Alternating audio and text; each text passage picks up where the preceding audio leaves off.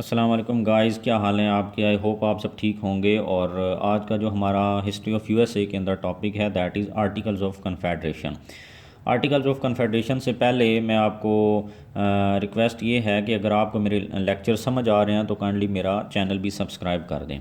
तो let's start the topic. Articles of confederation के अंदर हम सबसे पहले बैकग्राउंड देखेंगे और बैकग्राउंड के बाद हम आर्टिकल्स ऑफ कन्फेडरेशन के अंदर वो फ्लाज देखेंगे जो कि आर्टिकल्स लिखते वक्त उसके अंदर वो फ्लाज छोड़ दिए गए जो कि बाद में उस मुल्क को रन करने के लिए अपीयर हुए एज इम्पेडिमेंट, मतलब रुकावट बने। तो अभी हम स्टार्ट करते हैं बैकग्राउंड से। 4 जुलाई 1776 को अमेरिका आज़ाद हो गया था। प्रीवियस लेक्चर के अंदर हम यहाँ तक पहुँचे थे कि अमेरिका जो है वो 4 जुलाई 1776 को आज़ाद हो गया। थॉमस जेफरसन ने ये आर्टिकल्स लिखे और फिर स्पेन ने और फ्रांस ने इनको रिकग्नाइज़ कर लिया। अब उसकी रिकग्निशन हो गई एज अ फ्री स्टेट। जब फ्री स्टेट रिकग्नाइज हो गए तो अब उस फ्री स्टेट को रन करने के लिए कोई आइन, कोई कॉन्स्टिट्यूशन कुछ तो चाहिए था ना, जिसको फॉलो करके वो मुल्क रन किया जाता। तो उस मुल्क को, कंट्री को रन करने के लिए आर्टिकल्स ऑफ कन्फेडरेशन बेसिकली उस वक्त का आइन था, उस वक्त उस मुल्क का, जो कि उस वक्त आर्टिकल्स लिखे गए थे 1776 को। तो कौन सी वो चीज़ें थीं जो उनके जहन में थीं, जो उन्होंने उस वक्त के अंदर ब्रिटिश गवर्नमेंट की साइड से फेस की थी, और बेसिकली जो वो चाहते थे कि ये जब वो आज़ाद हो गए तो अब इस फ्री स्टेट के अंदर वो चीज़ें उनको फेस ना करनी पड़े। तो वो क्या था, वो चीज़ें थी जो कि एक्ट्स, वो इलीगल एक्ट्स उनके ऊपर इम्प्लीमेंट कर देते थे। जैसे कि नेविगेशन एक्ट उन्होंने देखा, मर्केंटलिज्म फेस किया ब्रिटिश गवर्नमेंट की तरफ से। फिर इसके अलावा क्वार्टरिंग एक्ट, स्टैंप एक्ट, आपको पता है इनटॉलरेबल एक्ट्स, उन्होंने डबल टैक्स लगा के उनको बाउंड कर देते थे, उनकी इंडस्ट्री को ग्रो नहीं करने दिया। तो बेसिकली वो चाहते थे कि ये चीज़ें ना हों।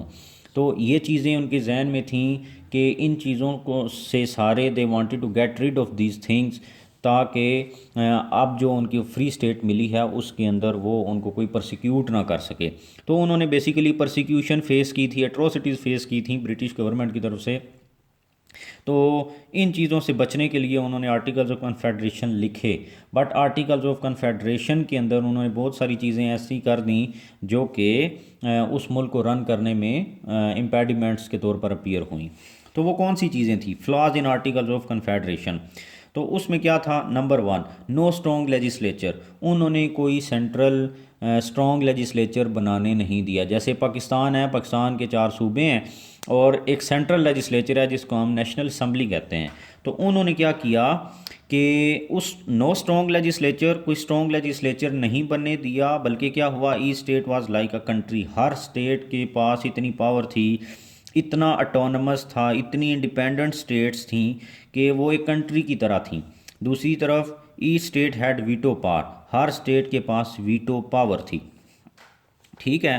तो अब क्या था कि अब जब सेंट्रल लेजिस्लेचर नहीं था तो स्टेट्स जो थी देवर इंडिपेंडेंट, देवर अटोनमस, और कोई सेंट्रल पावर जो थी, ऐसी पावर नहीं थी जो कि उन स्टेट्स, बाकी जो स्टेट्स थी उनके ऊपर जो है वो उनको कंट्रोल करती हो।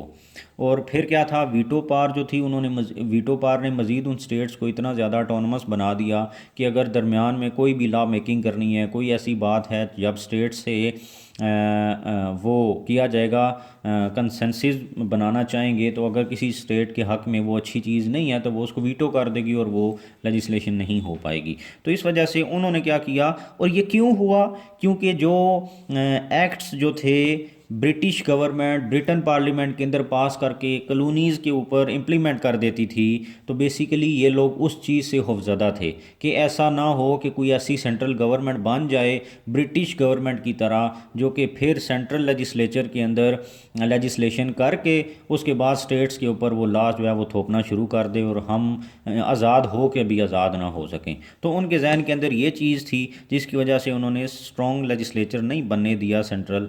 और फिर क्या हुआ, ये एक मसला बन गया आगे कंट्री को रन करने के लिए। दूसरी चीज़, नो सेंट्रल गवर्नमेंट। अब जब सेंट्रल लेजिस्लेचर नहीं है, कोई नेशनल असम्बली नहीं है, तो सेंट्रल गवर्नमेंट भी नहीं थी, सेंट्रल गवर्नमेंट मतलब ना होने के बराबर थी, कोई ऐसी स्ट्रॉन्ग जो है ना उसके पास अथॉरिटी उसको नहीं दी गई। जब देखें वीटो पावर है हर स्टेट के पास, तो फिर क्या था कि कोई सेंट्रल गवर्नमेंट अगर कुछ चाहती भी तो वो कुछ नहीं कर सकती थी। जब वीटो है स्टेट कोई वीटो कर देगी, समझो वो मामला वहीं पर रुक गया। तो इस ये ऐसे ही है जैसे कि UN सिक्योरिटी काउंसिल के अंदर वो 5 परमानेंट मेंबर्स हैं, अगर एक भी उनमें से वीटो कर दे तो कानून साजी वहाँ की वहाँ रुक जाती है। तो ये वैसे ही है। अब no central taxation system, central taxation system भी नहीं उन्होंने बनने दिया। जब सेंट्रल लेजिस्लेचर ही नहीं था जो कानून साजी कर सके, तो फिर टैक्सेशन किसने इकट्ठी करनी थी? जब गवर्नमेंट ही नहीं थी उस तरह की जो जिसके पास पावर हो, जिसकी इतनी स्ट्रॉन्ग रिट हो, जो कि डंडे के ज़ोर पे या किसी भी कानून साजी करके टैक्सेशन कर सके, तो वो थी ही नहीं। तो फिर इसका मतलब टैक्सेशन सिस्टम भी उन्होंने नहीं बनने दिया। जब टैक्सेशन सिस्टम ही नहीं बनने दिया, तो आपको पता है पाकिस्तान है जैसे, ये सेंट्रल गवर्नमेंट टैक्स इकट्ठा करेगी तो उसके बाद बजट बनेगा और फिर सूबों को भी मिलेगा और पूरे मुल्क के ऊपर खर्च होगा। तो जब टैक्सेशन सिस्टम ही नहीं बनाया तो पैसा कलेक्ट कैसे होगा, फिर डिवाइड कैसे होगा और खर्च कैसे होगा, ये इशू बन गया। नो सेंट्रल जुडिशरी, कोई सेंट्रल जुडिशरी भी नहीं बनने दी उन्होंने इन चीज़ों की तरह। इसी तरह number 5 no central executive force.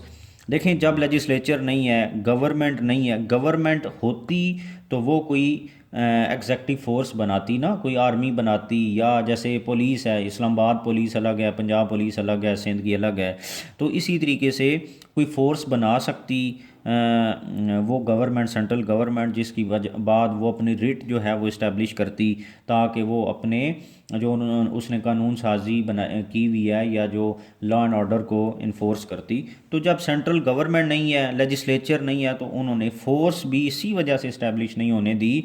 जैसे कि क्वार्टरिंग एक्ट, आपको पता है कि ब्रिटिश गवर्नमेंट जो थी वो अपने आर्मी मैन जो थे वो डिप्लॉय कर देती थी कॉलोनीज़ के अंदर, और फिर इनको कॉलोनीज़ के जो लोग थे इनको कहते थे कि आप इनको अपने घरों में सोने के लिए जगह दें। जबकि जब दिन को ये कॉलोनीज़ के लोग प्रोटेस्ट करते थे, तो वही लोग जो रात को उनके घरों में रहते हैं दिन को इनको मारते थे। तो वो ये एक खौफ था, ये डर था उनके दिलों में कि ये ना हो कि सेंट्रल फोर्स कोई ऐसी बन जाए जो हमें दोबारा मारना कुटना शुरू कर दे और परसिक्यूशन और एट्रोसिटीज़ दोबारा हमें फेस करनी पड़े। तो इस वजह से उन्होंने कोई एग्जेक्टिव फोर्स भी नहीं बनने दी। उसके बाद नो सेंट्रल बैंक, जब टैक्सेशन ही नहीं है, कोई कलेक्शन ऑफ मनी ही नहीं हो रही, कोई लॉ मेकिंग ही नहीं हो रही, कोई ऐसी गवर्नमेंट ही नहीं है जिसकी रिट हो, तो सेंट्रल बैंक कैसे बनना था? तो सेंट्रल बैंक भी नहीं बनने दिया। इसी तरीके से आप देखें ये तमाम वो चीज़ें हैं जो एक मुल्क को रन करने के लिए सारी ही ज़रूरी हैं। जुडिशरी ज़रूरी है, टैक्सेशन ज़रूरी है, government, legislature, executive force, central bank, ये तमाम चीज़ें बेसिकली फंडामेंटल नीड्स हैं टू रन अ कंट्री। तो आर्टिकल्स ऑफ कन्फेडरेशन के अंदर ये तमाम चीज़ें नहीं थी, ये बहुत बड़े फ्लॉज थे उस कंट्री को रन करने के लिए, जिसकी वजह से वो कंट्री रन नहीं हो पाया। और फिर क्या हुआ, आर्टिकल्स ऑफ कन्फेडरेशन को अमेंड किया गया फिलाडेल्फिया कन्वेंशन के अंदर। फिलाडेल्फिया कन्वेंशन हुआ जिसके अंदर इन आर्टिकल्स ऑफ कन्फेडरेशन को अमेंड किया गया और अमेंड करके उसको एक नया कॉन्स्टिट्यूशन की शक्ल दी गई इसके अंदर अमेंडमेंट्स करके। तो बेसिकली ये आर्टिकल्स ऑफ कन्फेडरेशन थे। ये 10 नंबर का सवाल भी आ सकता है और किसी और टॉपिक के साथ मिलाकर भी इसको पूछा जा सकता है, तो आपने इसको लाजमी पढ़ना है। अब नेक्स्ट लेक्चर के अंदर हम क्या देखेंगे कि फ़िलाडेल्फिया कन्वेंशन के अंदर कौन सी चीज़ें आई। बेसिकली उसके बाद नॉर्थ और साउथ स्टेट जो थी वो अपना अपना प्लान लेकर आ गई थी, तो उनके प्लान्स के दरमियान में भी कॉन्फ्लिक्ट थे। तो अब हम अगले लेक्चर के अंदर उन प्लान्स को पढ़ेंगे और देखेंगे कि क्या क्या कॉन्फ्लिक्ट्स थे और फिर उनको कैसे रिजॉल्व करके एक नया कॉन्स्टिट्यूशन जो है वो लिखा गया। Thank you very much.